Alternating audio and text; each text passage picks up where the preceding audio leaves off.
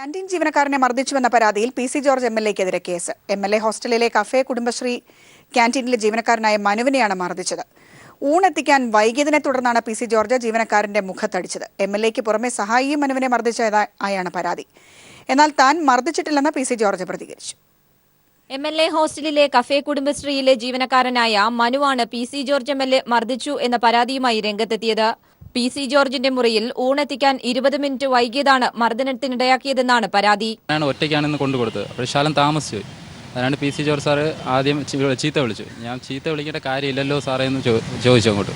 തിരക്കായതുകൊണ്ടാണ് കാര്യം പറഞ്ഞത്. അപ്പോൾ സാറ് അത് മൈൻഡ് ചെയ്യാതെ അടിക്കുകയും അത് കണ്ടുനിന്ന പി എ ഉപദ്രവിക്കുകയും ചെയ്തു. കൃത്യമായിട്ട് ഞാൻ ഇവിടെ കൗണ്ടറിലിരിക്കുന്ന ആളെ വിളിച്ച് ചീത്ത വിളിക്കുകയായിരുന്നു. അപ്പോഴത്തേക്കും ഞാൻ വന്നു. പിന്നെ ഫോൺ കട്ട് ചെയ്ത് എൻ്റെ അടുത്താണ് ദേഷ്യപ്പെട്ടതും ചീത്ത വിളിച്ചത്. പി സി ജോർജ് മുഖത്താണ്, പി എ മുഖത്ത്. പല പ്രാവശ്യം ഇവിടെ ഫുഡ് ഓർഡർ ചെയ്തിട്ട് ശകലം താമസിച്ചാൽ പുള്ളി ദേഷ്യപ്പെട്ടു. പി സി ജോർജിന് പുറമെ സഹായി സണ്ണിയും മനുവിനെ മർദ്ദിച്ചു. ചുണ്ടിനും കവിളിനും പരിക്കുകളുള്ള മനു തിരുവനന്തപുരം ജനറൽ ആശുപത്രിയിൽ ചികിത്സ തേടി. കഫേ കുടുംബശ്രീയിലെ റിസപ്ഷനിലെ ജീവനക്കാരിയോടും പി സി ജോർജ് മോശം ഭാഷയിൽ സംസാരിച്ചതായാണ് പരാതി. എംഎൽഎ ഹോസ്റ്റലിലെ ഹൌസ് കമ്മിറ്റി മേധാവിയോടും എസ്റ്റേറ്റ് ഓഫീസറോടും മനു പരാതിപ്പെട്ടിട്ടുണ്ട്. എന്നാൽ മനുവിനോട് മോശം ഭാഷയിൽ സംസാരിച്ചിട്ടില്ലെന്നും മർദ്ദിച്ചിട്ടില്ലെന്നും പി സി ജോർജ് പ്രതികരിച്ചു.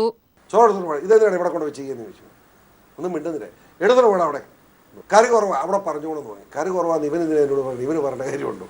എനിക്കന്ന് വൃത്തികെട്ടവനായിട്ട് അത് തോന്നുന്നു. അത് പറയാതിരിക്കാൻ പറ്റുമോ? ഒരു കൊട്ടേഷൻ സംഘത്തിന്റെ പോലെ എനിക്ക് അവന്റെ മുഖം കണ്ടത് സത്യം. വിഷയത്തിന് പിന്നിൽ ഗൂഢാലോചനയുണ്ടെന്നായിരുന്നു പി സി ജോർജിന്റെ ആരോപണം. സംഭവത്തിൽ പി സി ജോർജിന്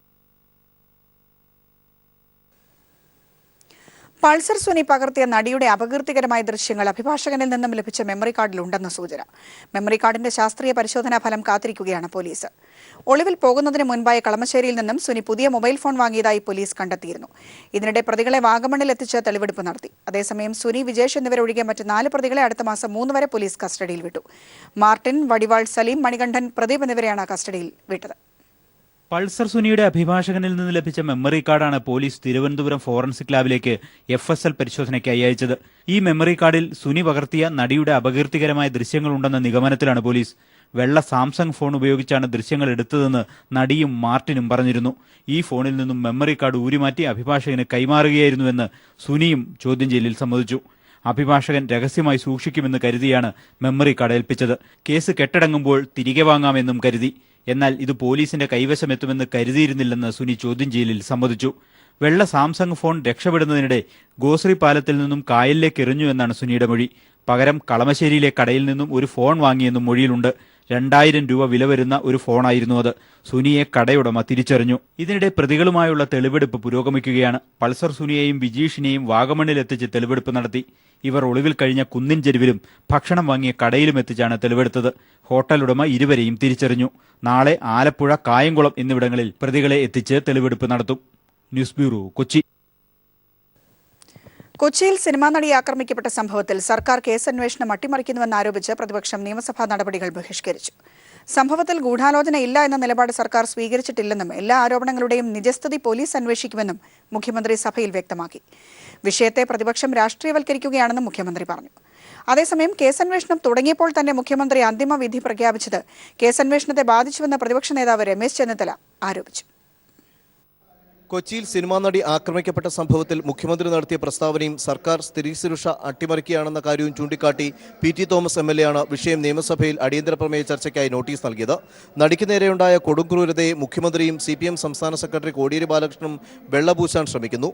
തന്റെ പ്രസ്താവനകളിൽ മുഖ്യമന്ത്രി ജനങ്ങളോട് പരസ്യമായി മാപ്പ് പറയണമെന്നും PT തോമസ് ആവശ്യപ്പെട്ടു. മുഖ്യമന്ത്രിയുടെ പ്രസ്താവനയും തിരുത്തലുമൊക്കെ നാടകമാണെന്നും PT തോമസ് കൂട്ടിച്ചേർത്തു.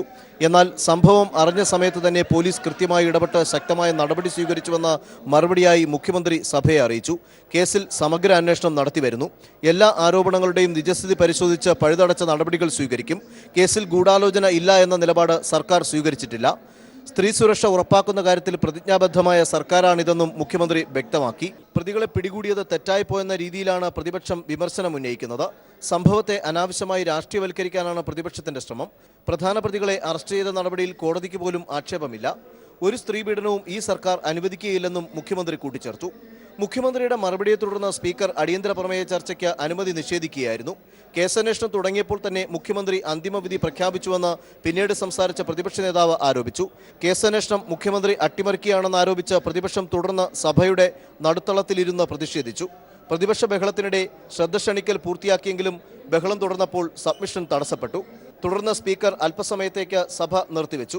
സഭാകക്ഷി നേതാക്കളുമായുള്ള ചർച്ചയ്ക്ക് ശേഷം അരമണിക്കൂർ കഴിഞ്ഞ് സഭ പുനരാരംഭിച്ചപ്പോൾ പ്രതിപക്ഷത്തിന്റെ അവകാശങ്ങൾ ലംഘിക്കുകയാണെന്ന് പറഞ്ഞ് പ്രതിപക്ഷം നിയമസഭ ബഹിഷ്കരിക്കുകയായിരുന്നു. ചോദ്യോത്തരവേള സസ്പെൻഡ് ചെയ്ത് നടി ആക്രമിക്കപ്പെട്ട വിഷയം ചർച്ച ചെയ്യണമെന്നാവശ്യപ്പെട്ട് പ്രതിപക്ഷം ചോദ്യോത്തരവേളയും ബഹിഷ്കരിച്ചിരുന്നു.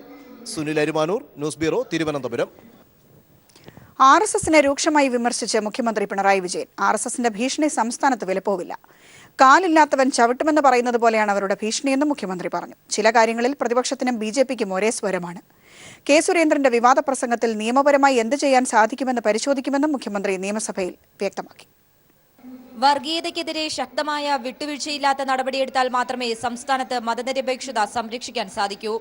എന്തും വിളിച്ചു പറയാൻ പറ്റുന്ന വിടുവായന്മാർ നമ്മുടെ നാട്ടിലുണ്ടെന്നും മുഖ്യമന്ത്രി പിണറായി വിജയൻ പറഞ്ഞു.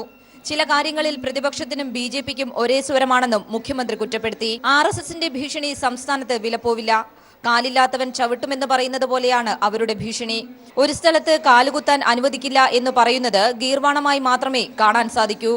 കെ സുരേന്ദ്രന്റെ വിവാദ പ്രസംഗത്തിന്റെ കാര്യത്തിൽ നിയമപരമായി എന്തു ചെയ്യാൻ സാധിക്കും എന്നത് പരിശോധിക്കുമെന്നും മുഖ്യമന്ത്രി വ്യക്തമാക്കി. RSSനെയും BJPയെയും പരോക്ഷമായി സഹായിക്കുന്ന കോൺഗ്രസിനുള്ള ശക്തമായ മറുപടിയാണ് മുതിർന്ന നേതാവ് AK ആന്റണിയുടേത്.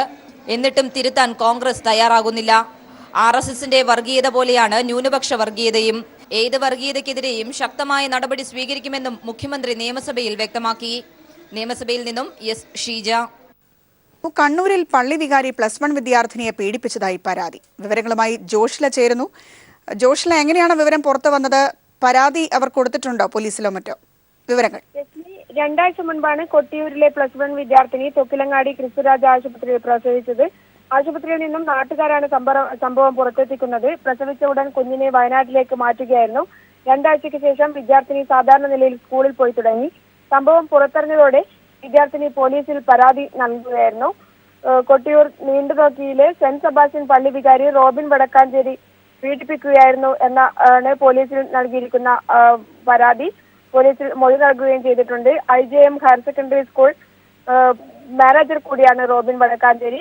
പീഡനത്തിനിരയായ കുട്ടിയെ അടക്കം 2 പേരെ ഇയാൾ വയനാട്ടിൽ ധ്യാനത്തിന് കൊണ്ടുപോയതായും അറിയുന്നു. കാനഡയിലും കർണാടകയിലും ആശുപത്രികളിൽ നഴ്സുമാരെ ഇയാൾ റിക്രൂട്ട് ചെയ്യാറുണ്ട് എന്നും അറിയുന്നു.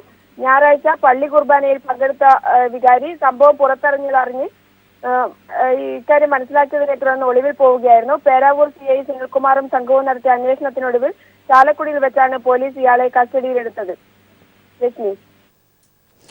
ജോഷിലയാണ് വിവരങ്ങൾ നൽകിയത്.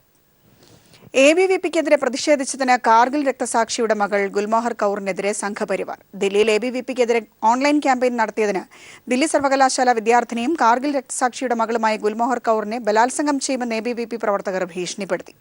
പിന്നാലെ ഗുൽമോഹർ കൗറിനെ ദാവൂദ് ഇബ്രാഹിമിനോട് ഉപമിച്ച് BJP MP രംഗത്തുമെത്തി. കാർഗിൽ യുദ്ധത്തിൽ കൊല്ലപ്പെട്ട ക്യാപ്റ്റൻ മന്ദീപ് സിംഗിന്റെ മകളാണ് ഗുൽമോഹർ കൗർ. കാർഗിൽ യുദ്ധത്തിൽ രാജ്യത്തിനു വേണ്ടി രക്തസാക്ഷിയായ ക്യാപ്റ്റൻ മൻദീപ് സിംഗിന്റെ മകളാണ് ഗുർമേഹർ കൗർ. ദില്ലി സർവകലാശാല കീഴിലെ ലേഡി ശ്രീറാം കോളേജിലെ ബിരുദ വിദ്യാർത്ഥിനിയായ ഗുർമേഹറിനെതിരെ സോഷ്യൽ മീഡിയ വഴിയും ഫോൺ വഴിയുമാണ് ABVP വിദ്യാർത്ഥികൾ ഭീഷണി മുഴക്കുന്നത്. JNU വിദ്യാർത്ഥി നേതാവായ ഉമർ ഖാലിദിനെ കഴിഞ്ഞ ബുധനാഴ്ച സർവകലാശാല ഒരു സെമിനാറിലേക്ക് ക്ഷണിച്ചിരുന്നു. ഇതിനെതിരെ ABVP രംഗത്ത് വരികയും വിദ്യാർത്ഥികളും ABVPയും തമ്മിൽ ഏറ്റുമുട്ടലുണ്ടാവുകയും ചെയ്തു.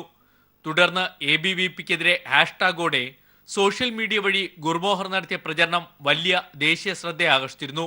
ഈ സാഹചര്യത്തിലാണ് ഭീഷണി. ഹാഷ്ടാഗ് മാറ്റിയില്ലെങ്കിൽ ബലാത്സംഗം ചെയ്യുമെന്ന് ഭീഷണിപ്പെടുത്തിയതായി കാർഗിൽ രക്തസാക്ഷിയുടെ മകൾ വെളിപ്പെടുത്തി.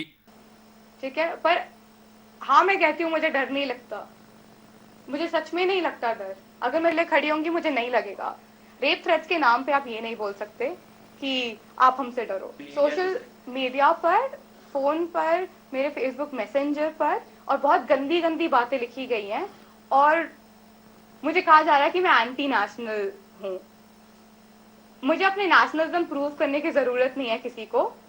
ठीक है, पर अगर आप एक इंडियन सिटीजन को, I am an Indian citizen, को ये बोलते हो कि हम आपको मार देंगे जान से, हम आपको रेप से थ्रेट कर रहे हैं, देन आप अपनी नेशनलिज्म कंसिडर कर लो, because I am not an outsider, you are threatening your own citizen. ABVP ഭയപ്പെടുന്നില്ല എന്ന പേപ്പറിൽ എഴുതി കയ്യിൽ പിടിച്ചുകൊണ്ടുള്ള ചിത്രമാണ് ഗുർമേഹർ തന്റെ പ്രൊഫൈൽ ചിത്രമാക്കിയിരിക്കുന്നത്.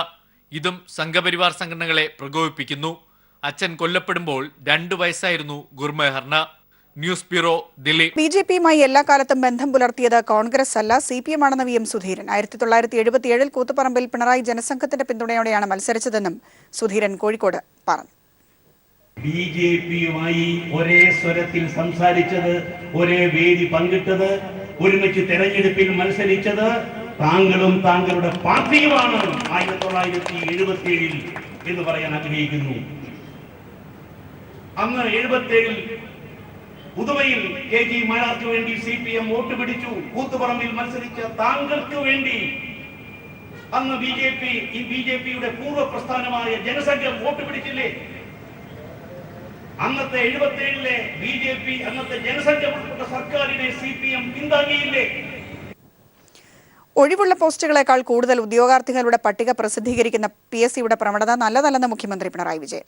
PSC റാങ്ക് പട്ടികയിൽപ്പെട്ട എല്ലാവർക്കും ജോലി ലഭിക്കുമെന്ന പ്രതീക്ഷ ഇതുമൂലം ഉണ്ടാവുന്നതായും റാങ്ക് ലിസ്റ്റിന്റെ കാലാവധി നീട്ടാൻ സർക്കാരിന് മുന്നിൽ ഉദ്യോഗാർത്ഥികൾ ആവശ്യമുന്നയിക്കുന്നതായും അദ്ദേഹം പറഞ്ഞു. PSCയുടെ 60ാം വാർഷികം ഉദ്ഘാടനം ചെയ്ത് സംസാരിക്കുകയായിരുന്നു അദ്ദേഹം. PSCയുടെ 60ാം വാർഷിക സമ്മേളനം ഉദ്ഘാടനം ചെയ്യവെയാണ് മുഖ്യമന്ത്രി പിണറായി വിജയൻ PSCയുടെ റാങ്ക് പട്ടിക തയ്യാറാക്കുന്ന രീതിയെ വിമർശിച്ചത്. അഴിമതി തൊട്ടു തീണ്ടാത്ത സ്ഥാപനമാണ് PSC എന്നും റിക്രൂട്ട്മെന്റിന്റെ വേഗം കൂട്ടണമെന്നും അദ്ദേഹം പറഞ്ഞു. 60ാം വാർഷിക സമ്മേളനത്തിന്റെ ഭാഗമായി പ്രസിദ്ധീകരിച്ച സുവനീർ മേയർ VK പ്രശാന്തിന് നൽകി അദ്ദേഹം പ്രകാശനം നിർവഹിച്ചു. മന്ത്രി Kadakampally Surendran, PSC chairman advocate AM Zakir എന്നിവർ പ്രസംഗിച്ചു. News bureau, Thiruvananthapuram.